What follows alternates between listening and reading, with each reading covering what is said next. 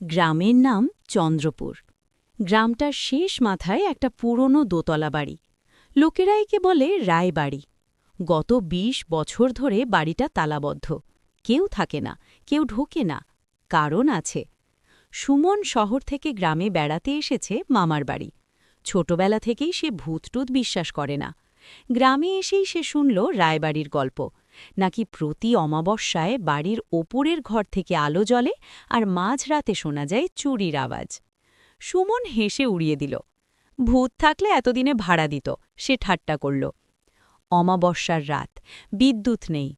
হঠাৎ সুমনের চোখে পড়ল রায়বাড়ির দোতলার জানালায় আলো, ঠিক যেমন সবাই বলে।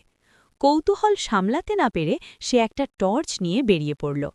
বাড়ির সামনে গিয়ে দেখে তালা ভাঙা, দরজা নিজে থেকেই একটু খোলা।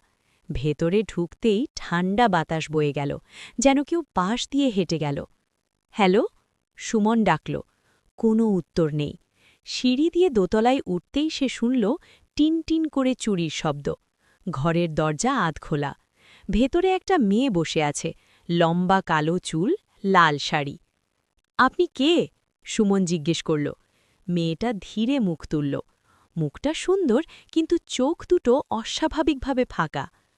আমি অপেক্ষা করছি, সে বলল। কার জন্য? তোমার জন্য। হঠাৎ ঘরের দরজা বিকট শব্দে বন্ধ হয়ে গেল। টর্চের আলো নিভে গেল। অন্ধকারে শুধু মেয়েটার গলা। তুমি তো বলেছিলে ফিরে আসবে। আমি আপনাকে চিনি না, সুমন চেঁচিয়ে উঠল। মেয়েটা হেসে উঠল। হাসিটা কেমন যেন ভাঙা রেকর্ডের মতো।